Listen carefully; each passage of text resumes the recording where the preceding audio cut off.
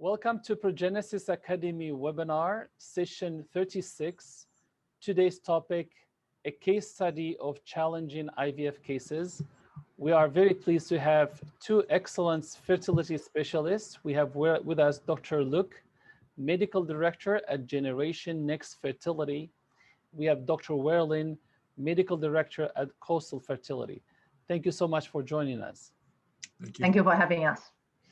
So today's topic is really interesting because it has to do somehow with those unexplained fertility cases and complicated cases. And I would like to ask you guys to give us some examples of cases that you have struggled with or mystery that you have solved when it comes to infertility treatments. And I will start with you, Dr. Werlin. Yes, well, actually, the first case that I'd present to you is a young woman that I first saw back in 2018. And at that time, she was 30 years old. She had a strong family history for breast cancer, and she was a BRCA1 carrier. At that time, she had an AMH level that was 0.07, with the normal for her age group at that time was 0.16 to 8.4. We considered doing a fertility preservation cycle for her. And when we did her day 2 to 3 ultrasound, her ultrasound showed that she had 5 antral follicles on the right, 5 on the left. Her E2 was 65. Her FSH was 12 and her LH was 11.7. We did a trial stimulation with her and we used a fairly high dose regimen. And unfortunately, she had a very poor response and her cycle was canceled. Subsequently, she did develop a complex cyst in one of her breasts. It did get biopsied and was found to be stage 2 breast cancer.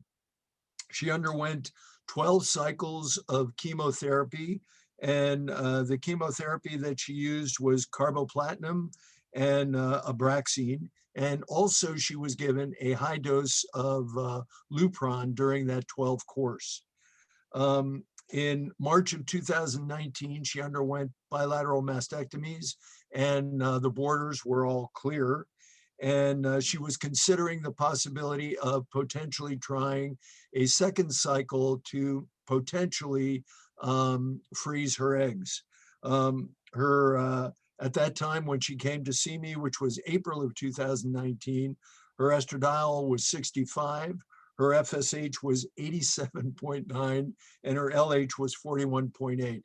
And effectively, I told her that really her only real option would be most likely in the future if she wanted to proceed to consider the possibility of using donor oocytes.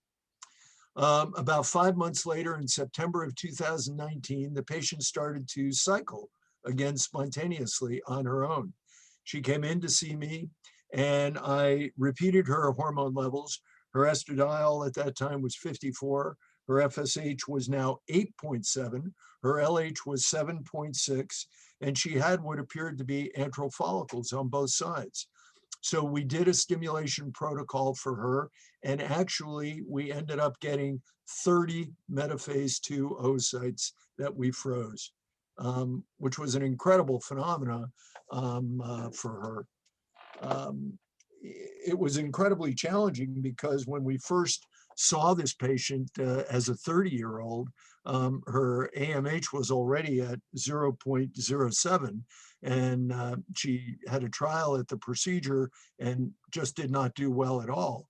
And then she, of course, went through her chemotherapy, her mastectomies, and after her oncologist gave us approval to go ahead and proceed, it appeared that she was menopausal. And then slowly she began to cycle on her own and we stimulated her and she actually got a good response.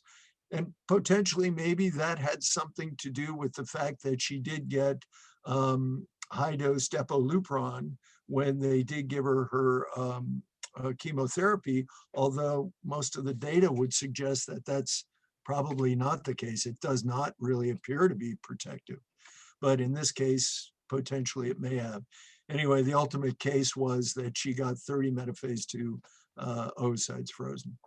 That's awesome. And what was her age back then when she was in When I treatment? started, she was 30 years old. And ultimately, when she finally did the egg retrieval, she was 32. 32. She was still in a good age from reproductive perspective, which is great.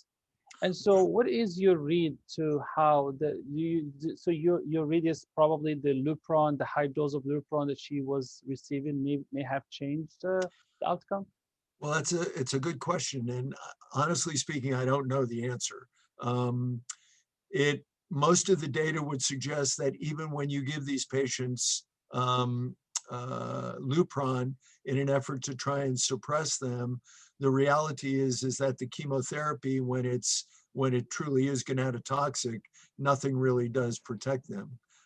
I'd have to assume, when she finished and had her mastectomies, and we looked at her hormone levels, her FSH was 87 and her LH was 41, clearly menopausal-like levels. And then she just spontaneously started to go. Plus, when she started out, her AMH level was 0.07, and that was before she did anything at all. Yeah. So Okay. It's a difficult case. It's hard to explain. I'm glad that we stuck with it and went through with it. And she's actually now in the process of getting married and does have a partner. That's excellent. Dr. Luk, do you have any case, a complicated case that you have solved, and can you tell us a little bit about it? And after that, Absolutely. yeah, thank you. No problem. Patient is a 38-year-old with no pregnancy in the past, but very fascinating, have very bad arthritis. She's a dancer herself, and always a very bad pain, and have been seeking chiropractor and it's very young to have any like joint pains. And I always focus on that. She had no other autoimmune diseases, but her AMH coming to me was around 1.5, but it was slowly declining. She was just evaluating at 37. So then 2 years later, 39, she came back. Her joint pain has not gotten any better. She has been seeing chiropractor, rheumatology, and so forth. And she was undergoing methotrexate treatment at that time. Then she started, and I said, well, you have to start with methotrexate. We need to start trying. So then she tried naturally for this was seeking for pregnancy, and she was trying to conceive for about 8 months before she saw me at the 39 years of age. At that moment, her AMH was around 0.9. Her AFC antral follicle count was around 8 to 9 follicles. We did 2 types of stimulation for her. At Generation X, we both do a traditional cycle, and because it was her first try, we did a hardcore stimulation, try to get as many eggs. We got about 11 oocytes and only 2 mycoblastocysts, and she didn't get pregnant. Then we try another cycle, same thing. This time we used a microflare instead of antagonist protocol, a microflare protocol. We stimulated her, and this time she said, Dr. I would like to test the embryo. So the first round we didn't test the embryo, we just transfer a fresh embryo using simple ICSI, grow the embryo to day 5 blastocyst.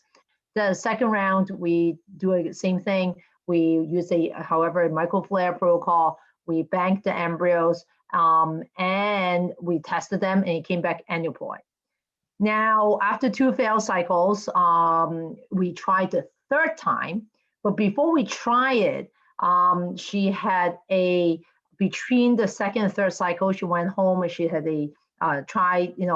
give herself and her partner a break. She had a biochemical pregnancy, fascinatingly, during the second and third cycle.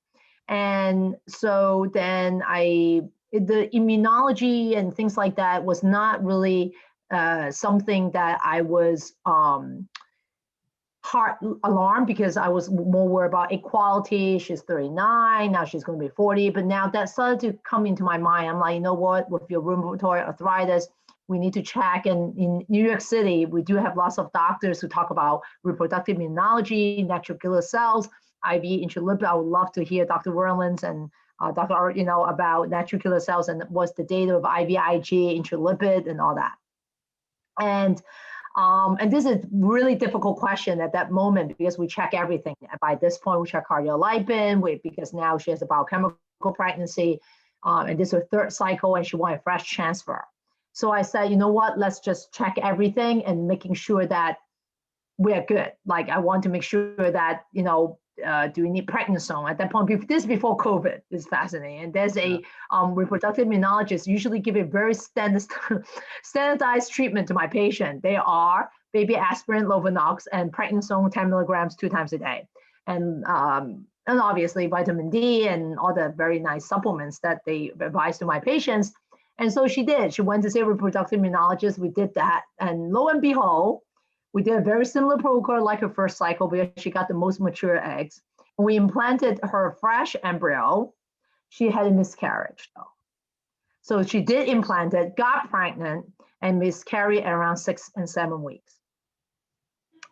Now, because of her arthritis came back very like aggressively, because now she stopped her methotrexate, she didn't get her, she said, Dr. Luk, I need a break, total break. So she even left me and went to another IVF center to do another cycle, but it was horrible. She didn't get any even blastocysts at all. And she then came back to me for her cycle. And this is a really amazing story. Now she started to distrust her body. She said, you know what, Dr. Luk, I got all this blastocysts. I want you to test. Oh, I'm so sorry, miss it. She had a miscarriage and it came back abnormal, the embryo. The miscarriage, we did a POC testing and the karyotype was abnormal to the POCs. So she has two non-trust. One is her equality problem. Second, a distrust is her own body. Am I going to reject? Or how come I had this prednisone and intravascular protocol and now I can get pregnant? And before I, you know, and biochemical pregnancy, I'm start to have actually not trust my body. So then I said, well, then we should do a genetic testing. And she started to think about gestational carrier because of her joint pains. Every time the hormones, the ups and downs, is just the flare comes with it. The highs of the estrogen, the drop of the estrogen, she just is so painful she can hardly walk. Forget about dancing. So I said, fine, let's do a normal embryo. Let's just do it one last cycle and hopefully we get a normal embryo. And we did. We did a very similar and we got a normal embryo. Now, I am sweating. Every time when a patient is so hard, the 4th IVF cycle, we got a normal embryo. Dr. Luk, this is it. Her finances, you know, she spent all this money. She came back to you and she said, well, because of this, I want a GC. This is it, Dr. Luk. A baby or no baby, it's all on you because I don't have any money to do another any cycle. I think this is my only normal embryo. I want a GC. So this is the fascinating part. The GC is her friend, so it's a directed kind of gestational carrier. So then we did some evaluation because I was in New York State. GC now is legalized in New York State, but it's a evaluation that has to be done because she was worried because of the autoimmune issue. She said, well, why don't we see the reproductive immunologist? Even though it's my best friend, I just want to make sure it's all clear. And this is the fascination of no standardized protocol for reproductive immunology, because the GC came back to some positive natural killer cells, even though the GC herself have 2 healthy children. And the GC is like, no way who say, I'm taking prednisone, Lovenox, and baby aspirin, the GC told my patient. So now the patient's scratching her head and she's like, wait, Dr. Luk, if my GC has the same problem as me and I'm spending all this money for my GC to carry the baby, and the GC does not want to go on baby aspirin and Lovenox and all this prednisone, and she does not believe in it because she had 2 healthy children. She's like, why am I on prednisone? Come on, you know. And so at the end, the patient herself basically went through the transfer. We did receptivity testing. We did the same thing because she got pregnant with the baby aspirin, Lovenox pregnancy protocol. We resumed that protocol. We did the IV intravascular infusion. I didn't do it. Usually it's the reproductive immunologist because I do not practice reproductive immunology at my office. Usually when we come into that issue, I always refer my patient to a reproductive immunologist. And yeah, she gave birth and full term and had a child. But it was a fascinating, why I picked this case is because part of reproductive immunology, because it's a patient who had biochemical pregnancy, who didn't get pregnant with multiple cycles, only got pregnant with the IVF when she got it. And so it's the great science of reproductive immunology. how hard, and also she has an issue. So why she believes in reproductive immunology, because she has a very young age, having arthritis at the age of 35, 34, struggling with arthritis very early. So again, it's a great science. Is it applicable to her? And she believed that. She believed that. She did intralipid throughout her pregnancy. She totally believed in reproductive immunology. And once patient believe, that's, some of us know we can't dissuade, like it is something, okay, and it worked. So the most important, it did work. And then secondly is how hard it was for us to get to the egg, and the PGTA controversy, like genetic testing, no genetics. And finally, this patient, I did want to genetic testing, yes, because she was using a GC, the amount of money you're going to invest on an abnormal embryo, I just didn't want her to do that at the age of 39. And after that, she tried for 3 to 4 years, all that story that I just gave you. So at the end, she gave birth at 41. That's great to hear. Dr. Werlin, how often these failures in IVF treatments are due to immunological factor in your estimate? Well, it's a good question, and there's certainly not an easy answer to this question. More commonly, we see it in those patients who have recurrent pregnancy loss. And those are the most common ones that we typically see that problem in. They get implantation, and for whatever reason, the pregnancy doesn't go on. And we do an extensive workup in those patients, part of which would be to do immunological testing. And if in fact they are positive, then we would treat them appropriately. If they're negative, however, I would not treat them. In other words, I would not, if there wasn't something that indicated to me that they were candidates to use Lovenox, for example, they had APA syndrome or they had some type of thrombophilic phenomena, then I would absolutely give it to them. But if they didn't have it, I would not give it to them. And part of the reason for not just doing it empirically, which is what sometimes people do, is that there can be some significant problems when people give empiric anticoagulants like Lovenox.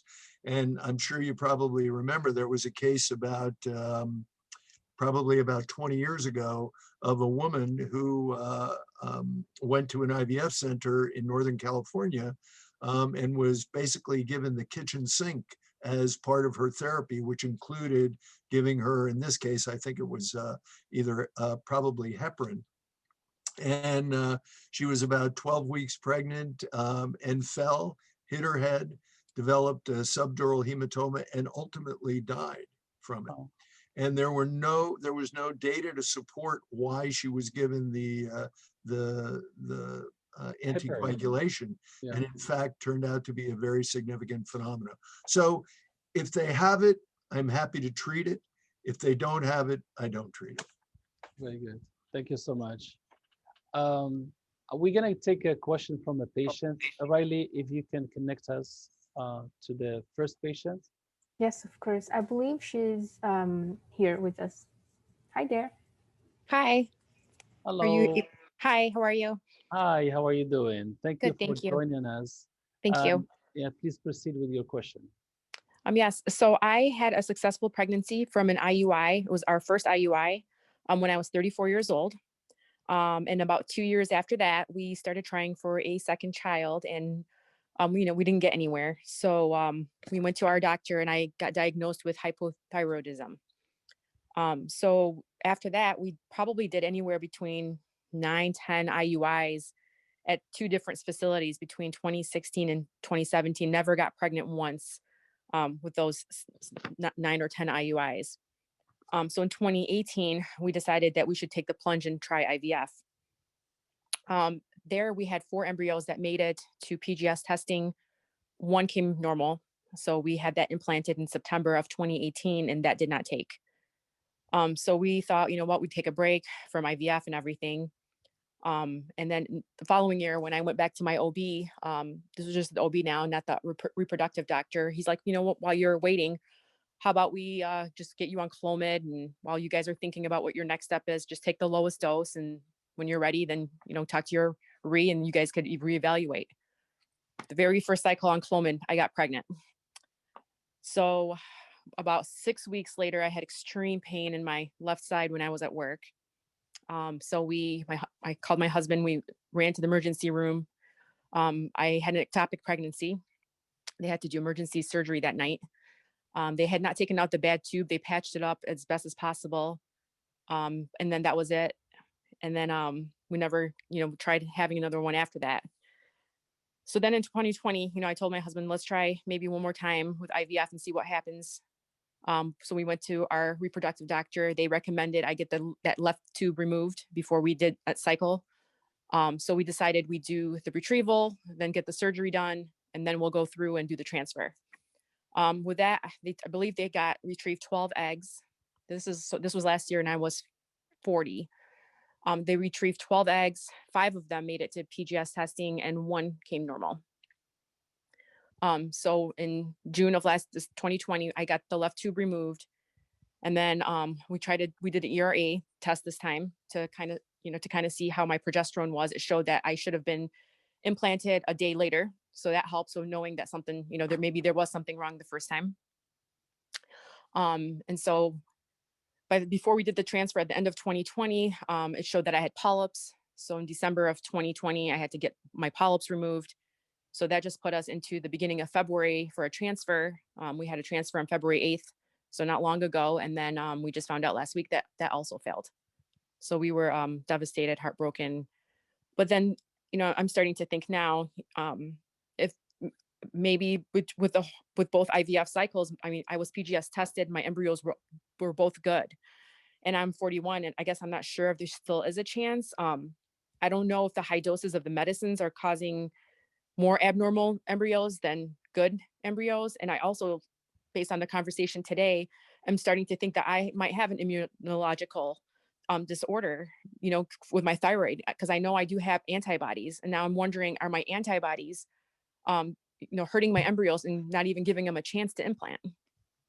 So that's kind of where we are right now. We're thinking we might take a month or 2 off and maybe talk to another doctor, or maybe stay at the same place we're at right now. We're not sure yet, and maybe try one more time. Our work was offering to help this time with our insurance. So I don't know how much we're going to get out of it, but we're thinking maybe this is our chance to our third and last time. I guess I don't know if any of the doctors on the panel today would have any advice for me moving forward. Thank you so much. Dr. Werlin, what is your read to this case, and what is your advice to the patient? Well, a couple things that I would just say.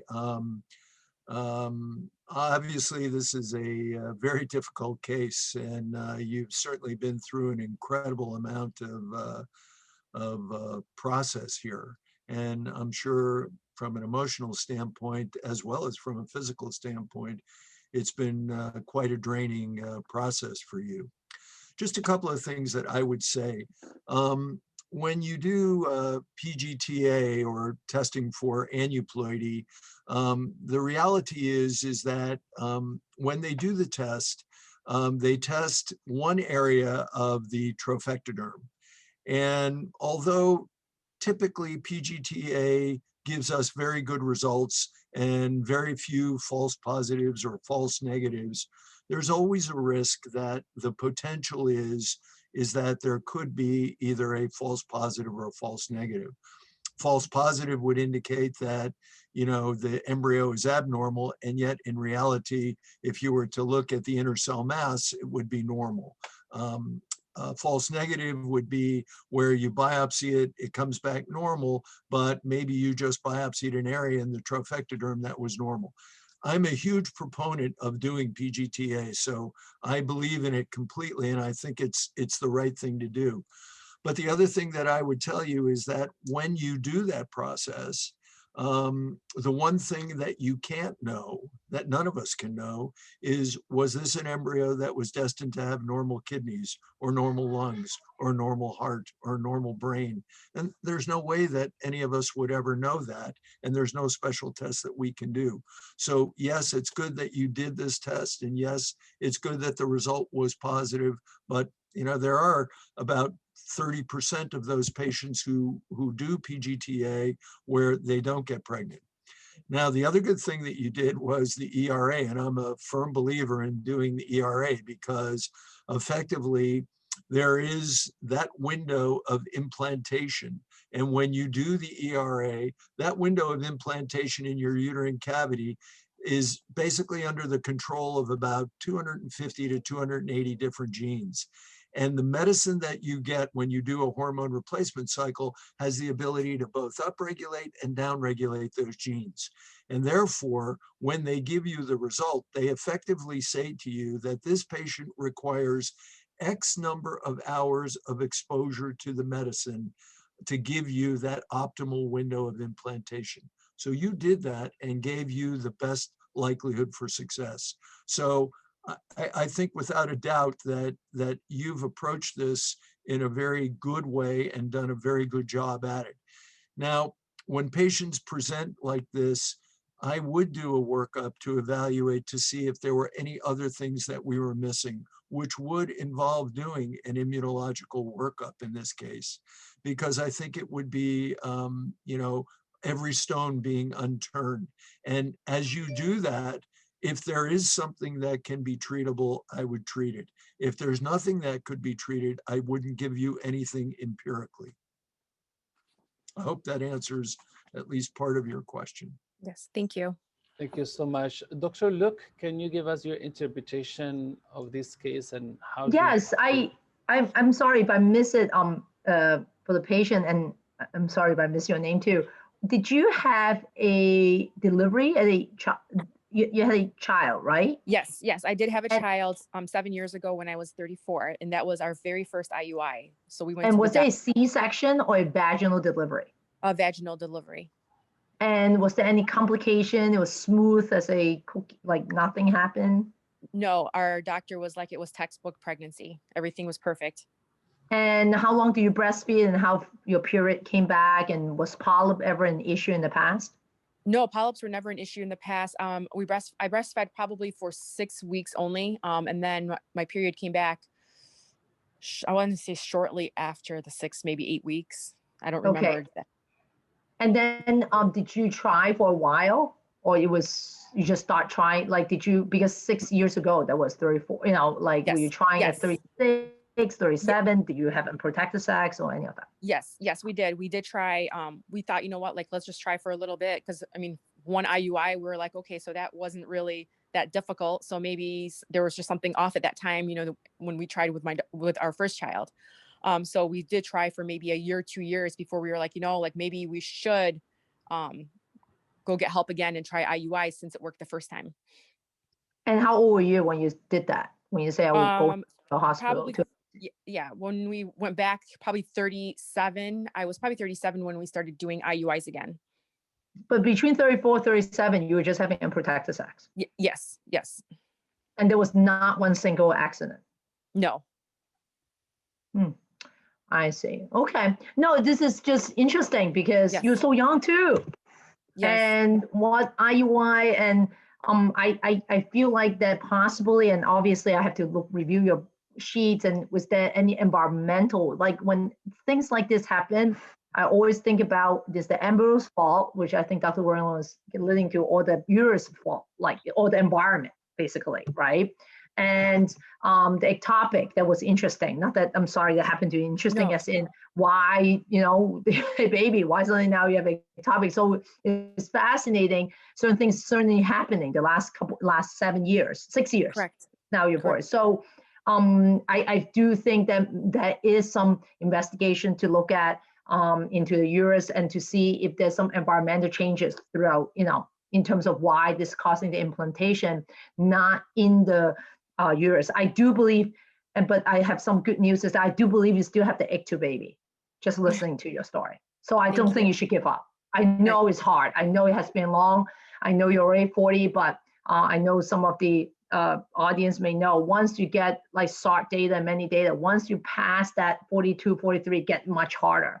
So I know you're going to get rest. Please rest up. But I still think that there's a way to get to baby. Thank you. So yeah, I'm thinking maybe we do the immunological workup, or find out somebody or a specialist that can do that. And also uterine evaluation, a great uterine evaluation. And the receptivity, I totally agree, was amazing. Glad that you did it, but if there's anything else that causes the failed implantation, So it's something to good and follow through.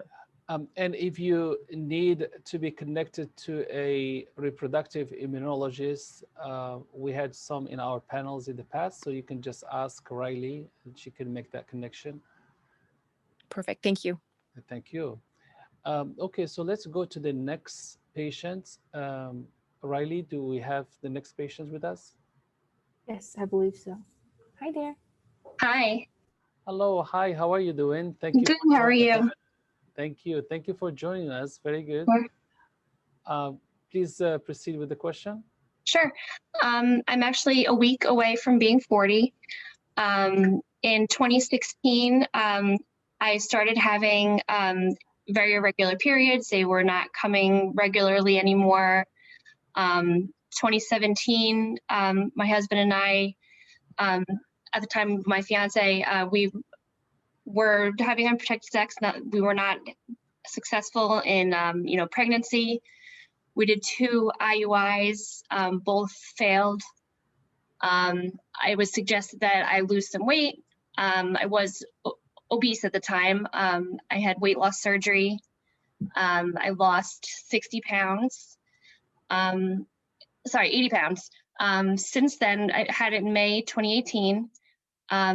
From May until January, February of 2019, I was having regular periods every single month on time, and then they just stopped again. I went to an RE. I was told that my FSH was very high, very low AMH.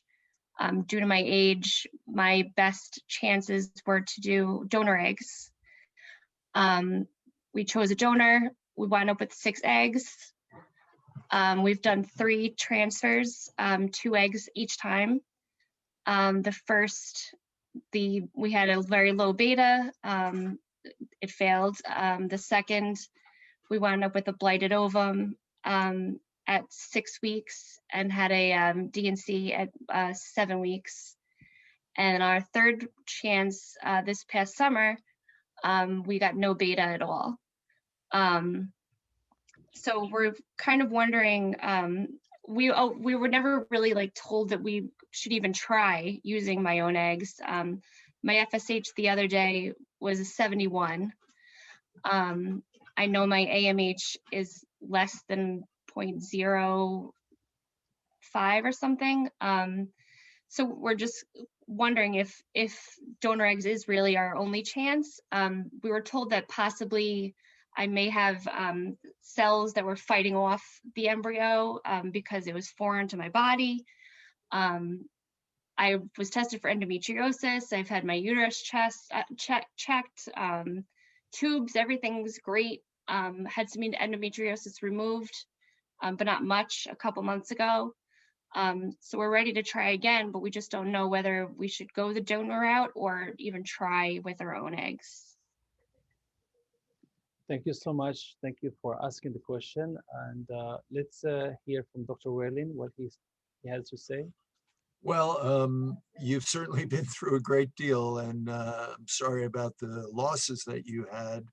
But my first recommendation would probably be not to consider using your own eggs.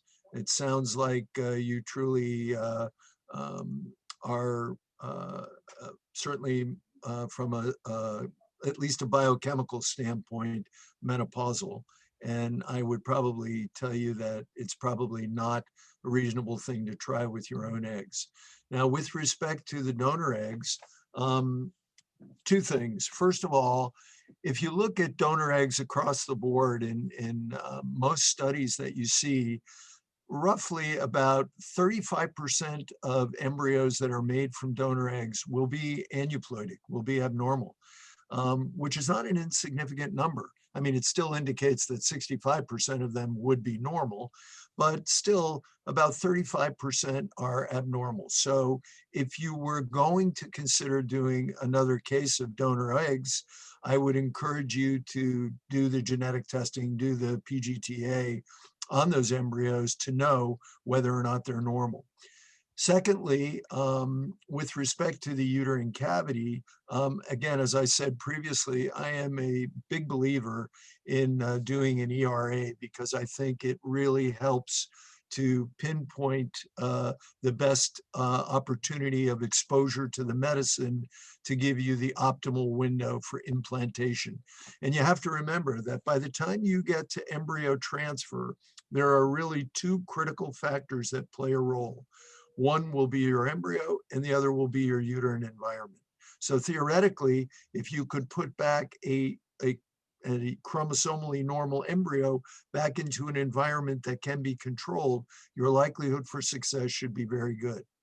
Now, the second part of this is that you have had two losses, and not everybody considers biochemical pregnancies as losses, but I would consider it as a loss. And so really the strict definition for recurrent loss is really 3 or more consecutive losses with your partner. But if you've had 2 losses, there's absolutely no question that I would want to test those embryos and make sure that what you're putting back is normal. And I do a workup for recurrent pregnancy loss. So I would do that complete evaluation.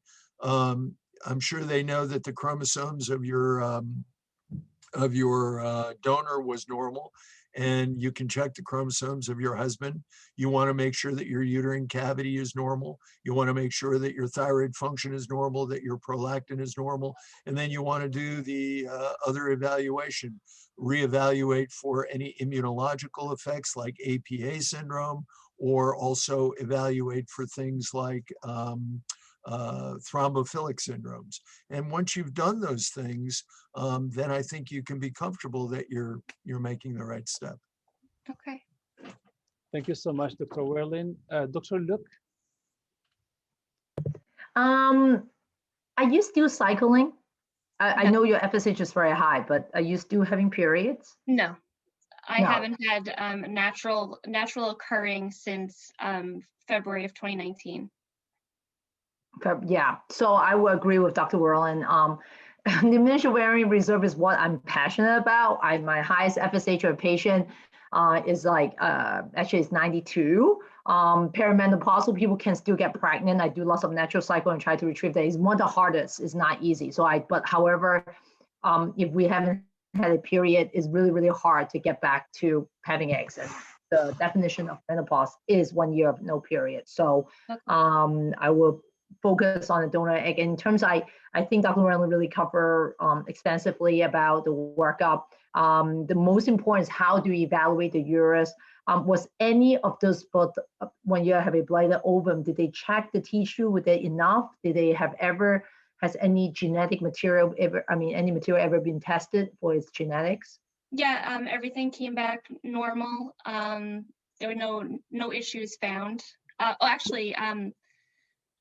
They tested they went to test the genetic material from the DNC, and Yes. they lost the sample. So I never got to have that done, actually. Oh. Yeah. It's sorry. Yeah, no problem. Just a quick comment about DNC and loss of sample. Sometimes when you ship the DNC, it takes many days, and then the lab has to culture it. She has to grow it in the lab. Sometimes it's not successful. So for patients who had this experience, the best way to go about it is to check on a second option, which is a microarray molecular test. So if the lab cannot grow the cell, they will basically extract the DNA and do a molecular test, and you get a similar answer. So just for future reference. And go ahead, Dr. Luk. How long does it take usually with the microarray for any laboratory? It's about 10 days. 10 days, okay. Yeah, recently I got a case, it was like a month before I got the results. But yes, that would have been useful for us to know, because if the material was not normal, then we can say, oh, because of the embryo. But now everything is back to square one. By statistical analysis on the donor egg, however, 3 out of 3, if you say, Dr. Luk, or someone tell me if someone have a gamble and say all three are abnormal, it's really hard for me to believe. I do believe one of them has to be normal. And the fact that we still haven't had the live birth, that makes me really wonder what's the uterine cavity and what is going on, like the environment we talk about in the miscarriage workup. I'm totally going for that. Right. Okay. And Thank you so much. Well, we have a few patients that wanted to share their experience with us. They don't necessarily have a question, but I think they just want to share their story. I think we have with us Stephanie. Are you there? Yes, hi. Hi, how are you doing? Good, good. I have an experience, but also a question for Dr. Luk and Dr. Werlin. Sure. So let's see, it's been about 2 years since my husband and I have been trying to, well, let's see, 2 years trying to conceive. We tried naturally for about 9 months. And then we decided to move on to IVF due to the fact that my husband actually did have a genetic abnormality. Wasn't life-threatening, but it was something that, you know, we didn't want to pass on to our child. So we decided, best case scenario, let's just go right into doing IVF. So we started off with at our first IVF clinic in 2019. We did a standard protocol.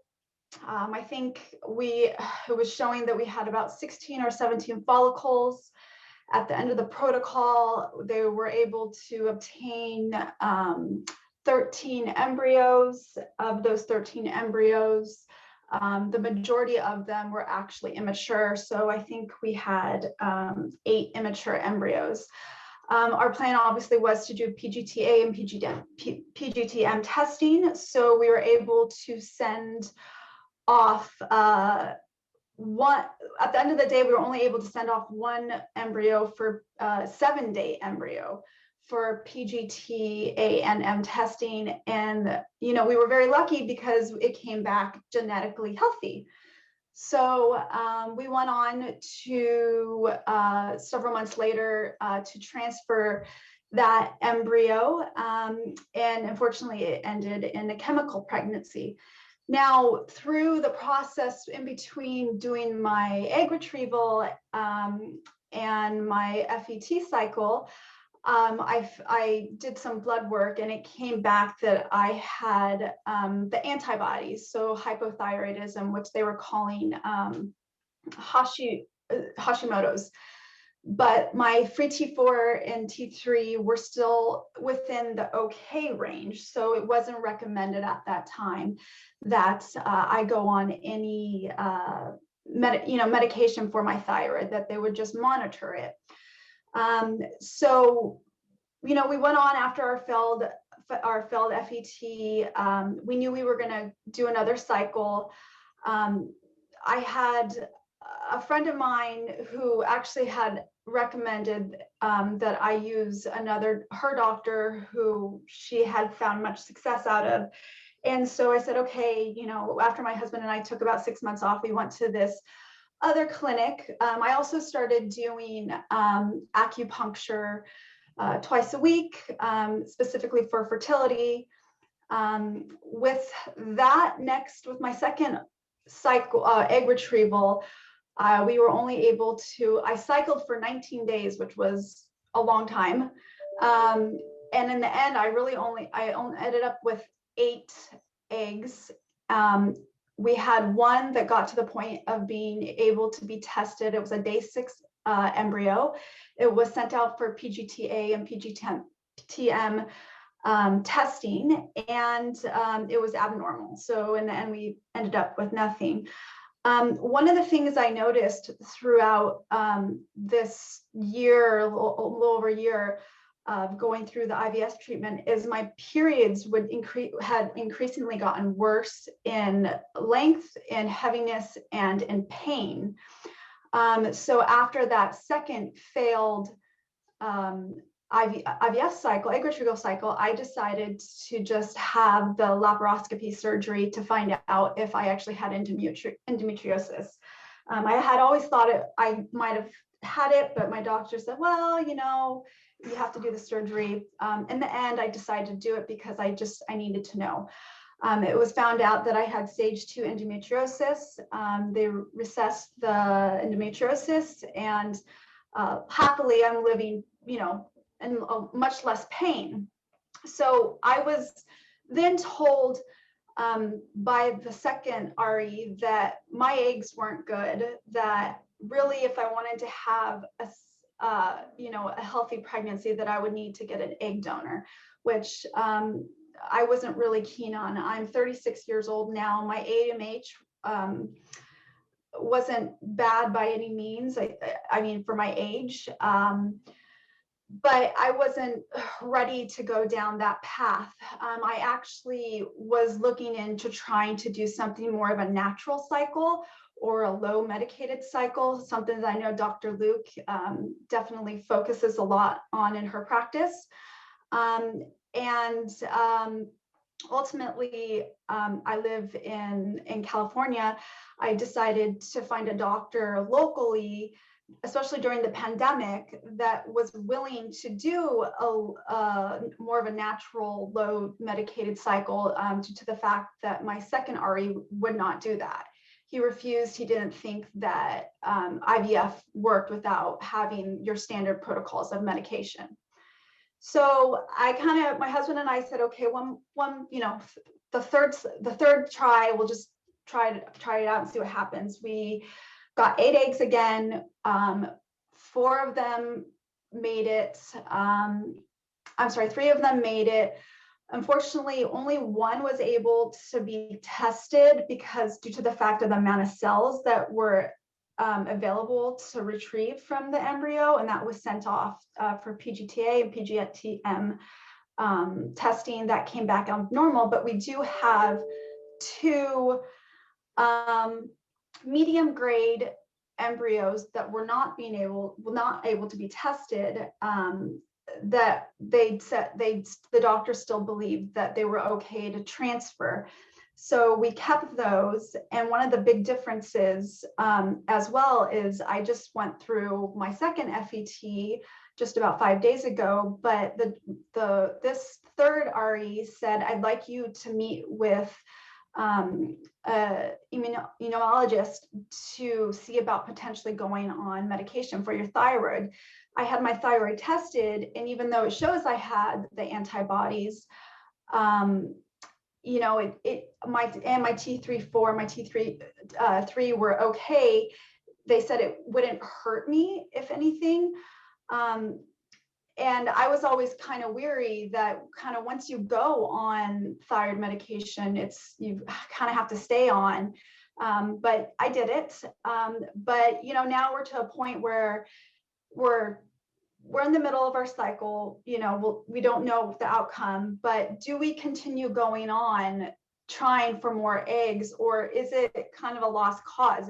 Was the second RE correct that your eggs are not good, so therefore there's no point of keep on going,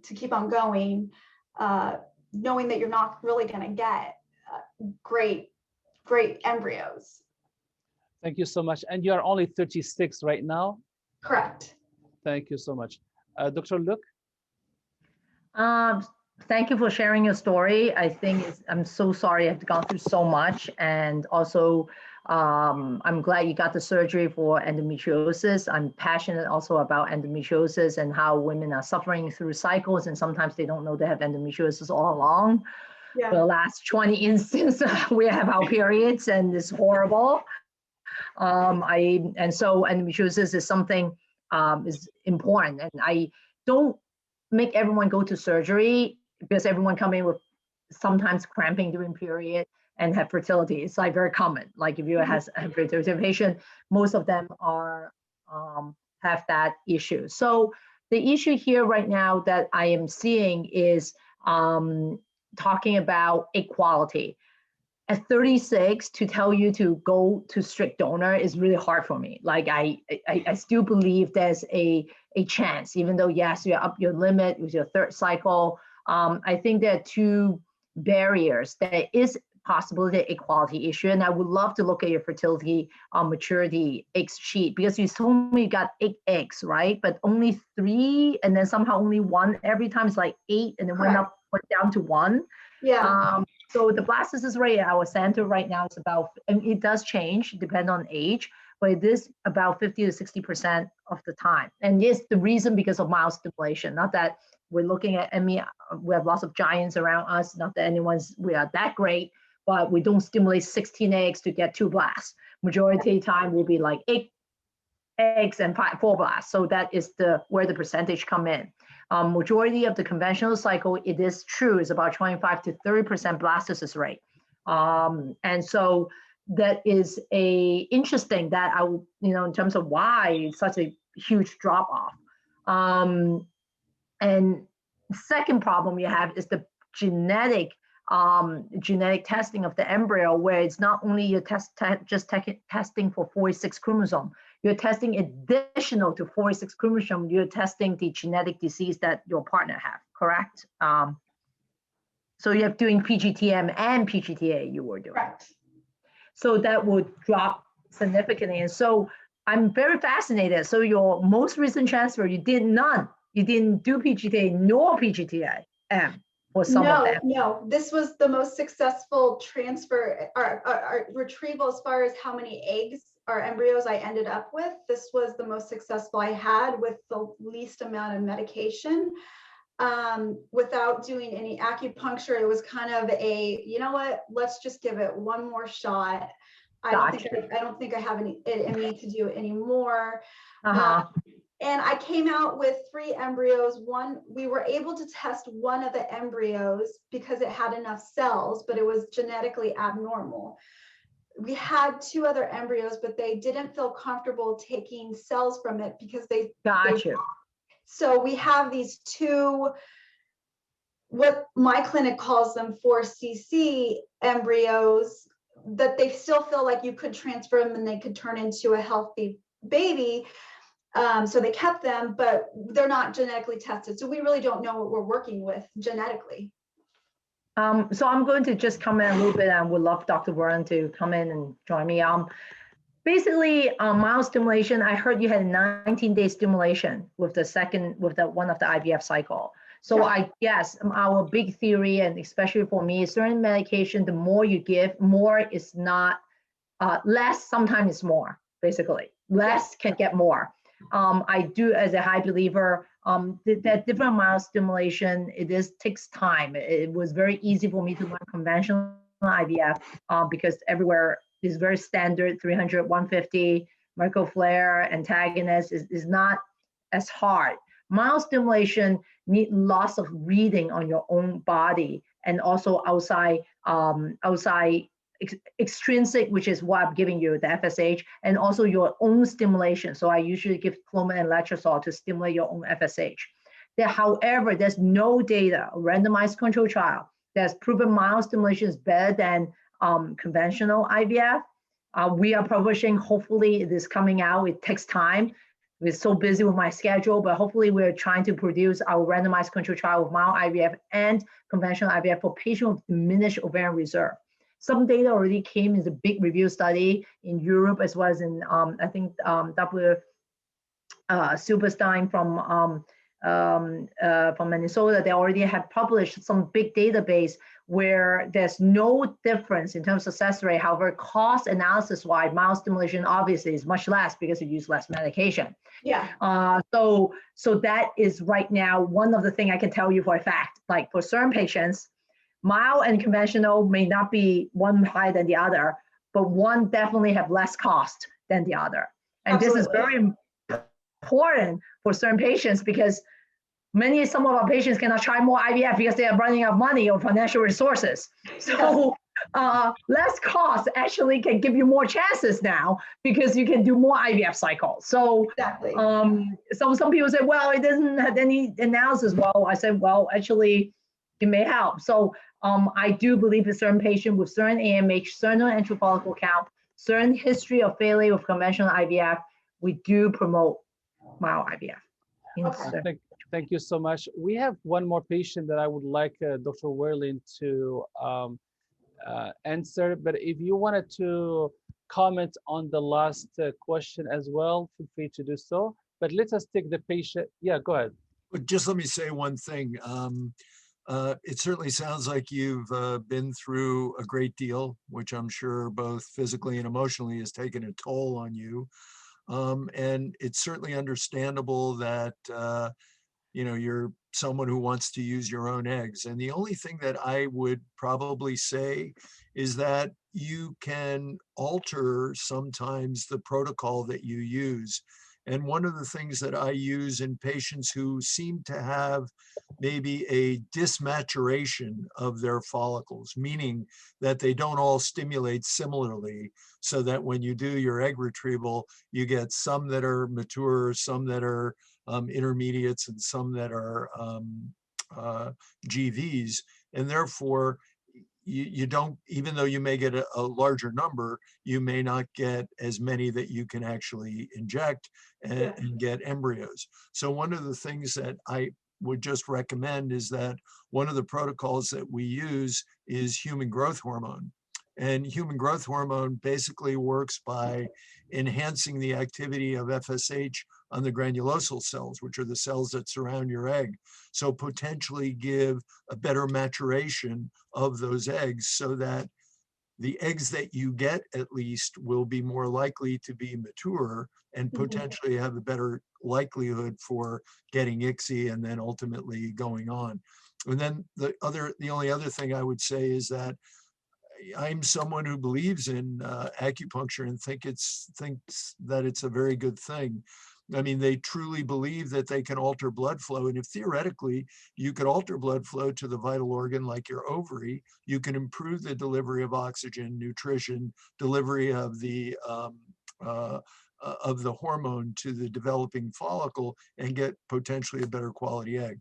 So those would be things I would probably just suggest. And then ultimately, when you do your transfer, the idea of knowing what type of endometrium you're putting it into by doing an ERA would be definitely a good idea. Okay. Thank you very much, Dr. Werlin. You're welcome. Thank you so much. Thanks, Stephanie. Thank you. Since you're located in California, Dr. Werlin is also located in California. So if you want to get in touch with him, just ask Riley and she'll facilitate the contact. Thank you. Thank you so much. Let's go to the next patient. Preeti, are you there? Hey, yeah, hi. Hi, how are you doing? I'm doing okay. Yeah, I would like to share first my case, and then I would like to ask my question.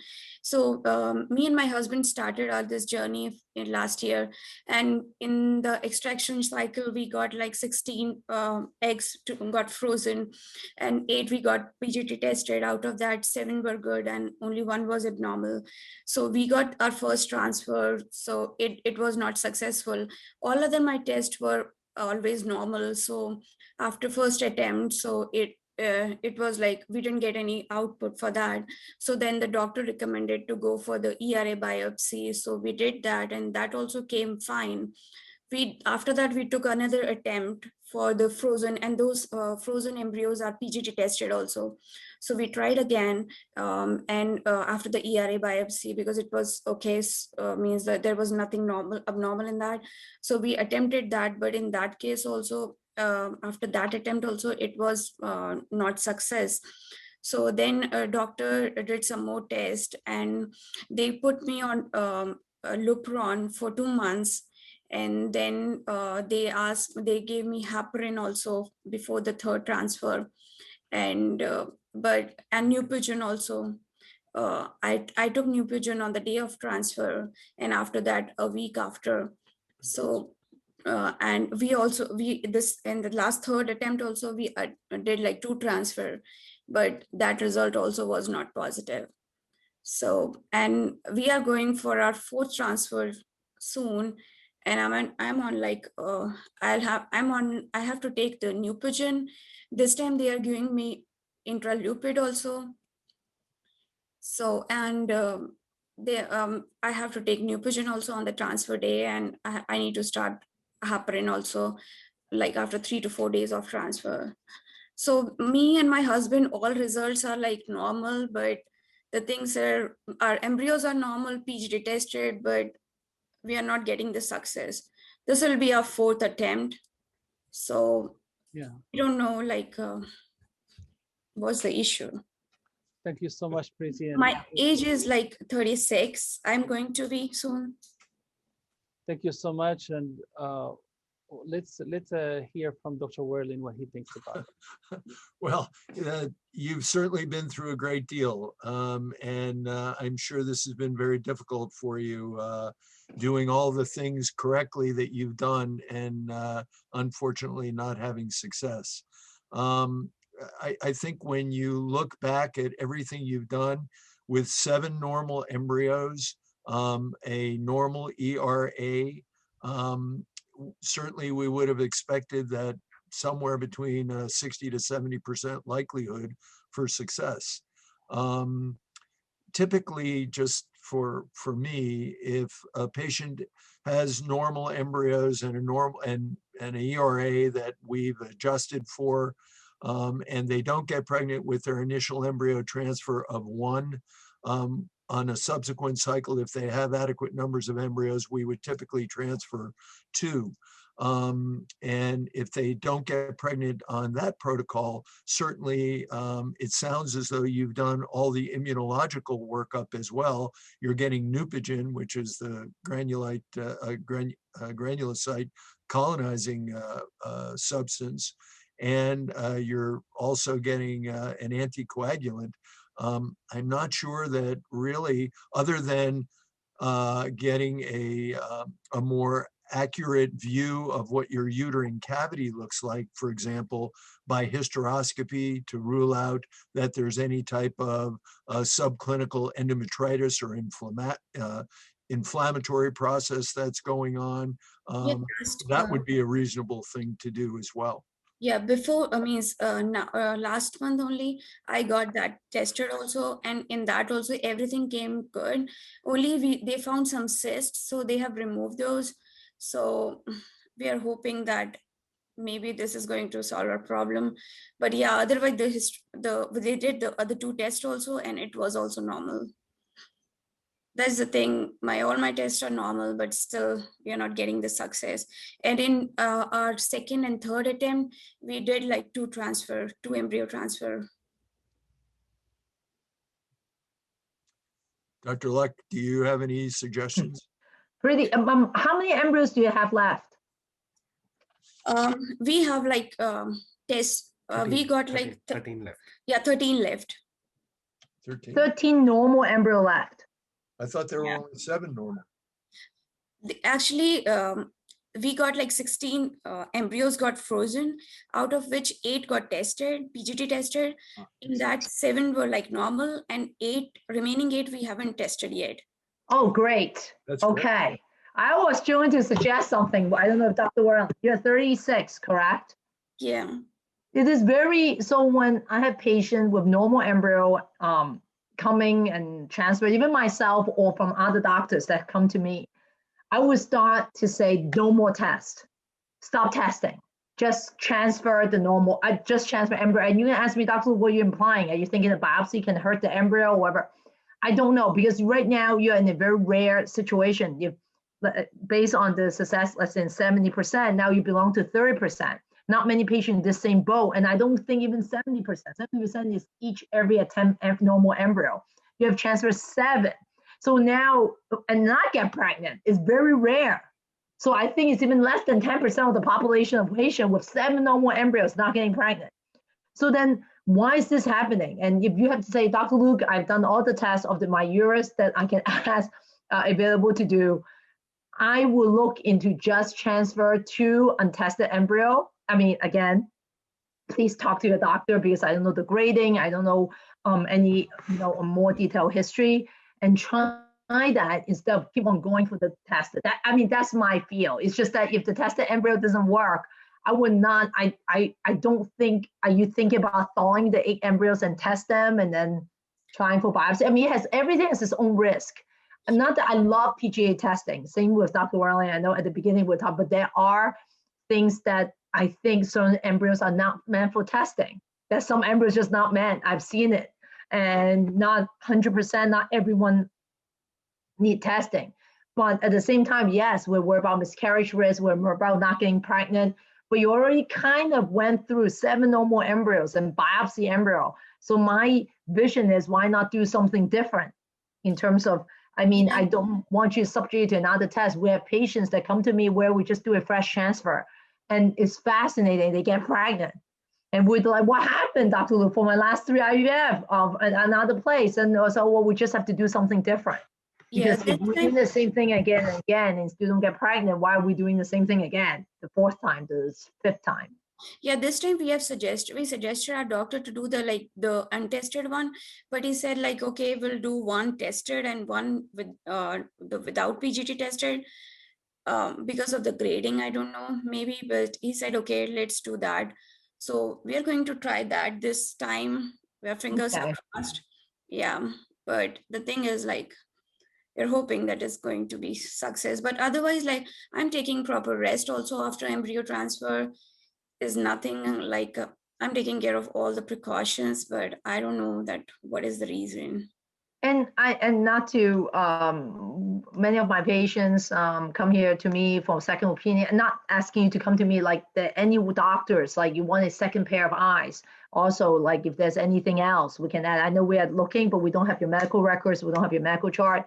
Like it is not a bad idea also from wherever you are location-wise to look for someone or your friends who refer you to another doctor to just look through the pages by page and give you a overall synopsis of what's happening. Okay. Thank you so much, Preeti, and we really wish you a good luck. Dr. Werlin, are you going to add anything to this question? No, I think, I agree with what Dr. Luk said. I mean, certainly the definition of insanity is doing the same thing over and over again and not having it work. So, plus the fact that the first 8 embryos that she tested, 7 of the 8 were normal. So that hopefully she would have a similar outcome with the remaining embryos that she has. So I think it would be certainly reasonable. And I think, Preeti, the suggestion that you made to your doctor to transfer 1 tested and 1 untested is certainly reasonable as well. So I would agree. Very good. Thank you so much. Thank you, Doctor. Well, thank you. Well, we're close to the end of the webinar. I just want to take a minute to let you guys introduce your practice and tell us what you do for patients. And then with that, we will reach the end of the webinar. And I will start with you, Luk. Dr. Luk. Great. Yes, I'm Dr. Janelle Luk. I'm at Generation X Fertility. Basically, it is a center really focused on individualized, customized care where we range from natural, mild to conventional IVF cycles. We do have lots of tough cases because patients who usually sometimes come to us who failed the conventional or standardized care, and they were like, oh, is there any way to try to stimulate with a different type of protocol to get better, better outcome. So, and we locate in New York City, and we have 3 physicians currently, and newly renovated space, and we're very excited. So to see you soon. Thank you so much, Dr. Luk. Dr. Werlin? Yes, I've been a reproductive endocrinologist since 1982, so 38 years, which is a long time. When I became a reproductive endocrinologist, they were just beginning to do IVF in the United States. So it's been a long time. We have been here for roughly about 38 years. Our practice is a full service practice, and we, as Dr. Luk said, try to provide individualized patient care. Everybody's different, and there's no one standard cookie cutter protocol for anybody. And we try to evaluate each patient as an individual. We try to do it in a caring fashion, as well as trying to follow all the recommendations that you may want us to do as well. We will be honest with you. If we believe that we can be of service, then certainly we would try to help. If we believe that it would not be of a benefit to you, we would also tell you that. And I think it's probably the best way to approach things in a completely honest fashion. I love what I do. This is what I've done my whole adult life. So I'm happy with what we do, and I'm happy to be associated with our group. There's 2 physicians here. We're also part of a group that is based in San Diego, which is called Reproductive Specialty Medical Center. We're very happy with, this is a team approach, by the way. So if there are questions that we're unclear about, we discuss them to try and get better perspective on it. And I'm always happy to look at, second opinion type of situations. And I'm also happy to ask other people for their opinions as well. So, and thank you for letting us be a part of this, Dr. Arash. Oh, thank you so much. Thank you. Yeah, thank you, Dr. Arash. Thank you for the invitation. Thank you so much. So with this, we're coming to the end of the webinar. Next week on Wednesday, March 3rd, we will be talking about fertility options after 42. And with this, I am coming to the end of the webinar. I would like to present my gratitude and appreciation for you, Dr. Werlin and Dr. Luk, for your work for patients. And I will see you next week. Thank you so much. Thank you. Bye-bye. Thank you, Dr. Luk. It was nice seeing you. Yeah, nice seeing you again, Dr. Werlin. Take care. Thank you, everybody. Thank you. Bye-bye. Bye. Thank you.